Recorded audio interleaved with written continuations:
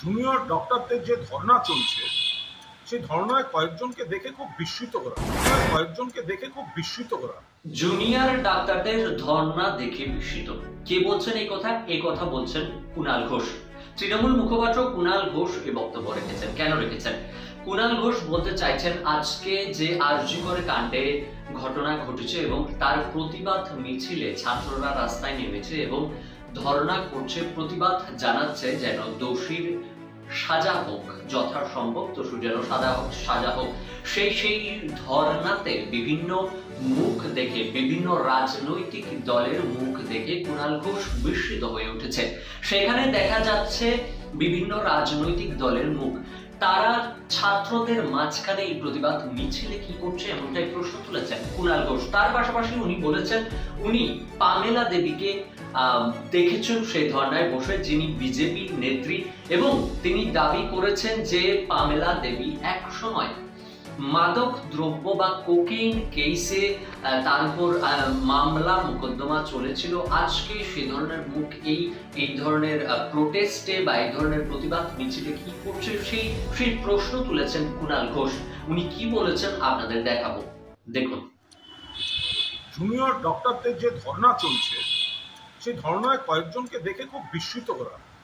একাধিক দলের যারা সক্রিয় রাজনৈতিক মুখ তাদের সেখানে দেখা যাচ্ছে এবং বিশেষভাবে দেখলাম পামেলা দেবীকে সেখানে।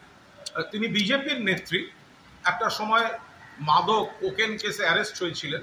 আমি কেসের আপডেট নিয়ে উনি দোষী না পরে তিনি কেস থেকে বেরিয়ে যান আমি এর মধ্যে যাচ্ছি না, ওনার কেস নিয়ে কথা বলা আমার উদ্দেশ্য না।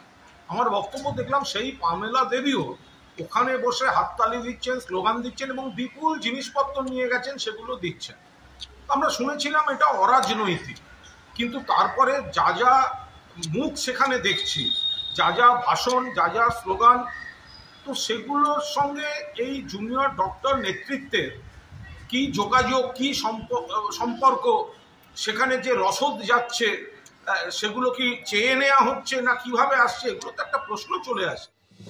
তার পাশাপাশি উনি এটি বলেন, রাজ্য সরকারের খোলা মনের ডাকে ছাত্ররা কোনো উত্তর দেয়নি বা দেখা করতে যায়নি। কাদের প্ররোচনায় এই ধরনের জিনিস হচ্ছে বা ছাত্ররা শান্তিপূর্ণ কথাবার্তায় কেন যাচ্ছে না সেটা তিনি প্রশ্ন তুললেন। কি বললেন কুণাল ঘোষ আপনাদের দেখাবো, দেখুন। মুখ্যমন্ত্রী এবং রাজ্য সরকার আলোচনার দরজা খুলে বারবার চিঠি পাঠাচ্ছেন, কিন্তু কাদের বুদ্ধিতে, কাদের উস্কানিতে এই আলোচনাটা ইতিবাচকভাবে খোলা মনে জুনিয়র ডক্টররা সাড়া দিচ্ছেন না? তাছাড়াও এক সাংবাদিক সম্মেলনে সুপ্রিম কোর্টের আদেশকে তুলে ধরে এনে কুণাল ঘোষ দাবি করেছেন যে রাস্তায় ডাক্তারদের এরকম ধর্ণার ফলে সাধারণ মানুষের কিন্তু প্রাণ যাচ্ছে। সে সকল বিষয়েও তিনি এই সাংবাদিক সম্মেলনে কথা বলেন। সরাসরি আমরা আপনাদের দেখাবো, দেখুন। মূল যে কারণে জুনিয়র ডক্টরদের আন্দোলন, তাদের সহযোদ্ধা যে তরুণীর ধর্ষণ এবং খুন, তার ন্যায় বিচারের দাবিতে আমরাও সহমত। কলকাতা পুলিশ 24 ঘন্টার মধ্যে অ্যারেস্ট করে এনেছিল, তারপর থেকে তো সিবিআই দেখছে, কেস দেখছে সুপ্রিম কোর্ট বলেছে কর্মবিরতি তুলে কাজে ফিরতে। মুখ্যমন্ত্রী এবং রাজ্য সরকার আলোচনার দরজা খুলে বারবার চিঠি পাঠাচ্ছেন, কিন্তু কাদের বুদ্ধিতে, কাদের উস্কানিতে এই আলোচনাটা ইতিবাচকভাবে খোলা মনে জুনিয়র ডক্টররা সাড়া দিচ্ছেন না এবং তার ফলে গরিব মানুষ, লক্ষ লক্ষ মানুষ চিকিৎসায় হয়রানি হচ্ছে, মৃত্যু হচ্ছে। এই বিষয়টা তো একটা সকলে ভেবে দেখবেন নিশ্চয়ই।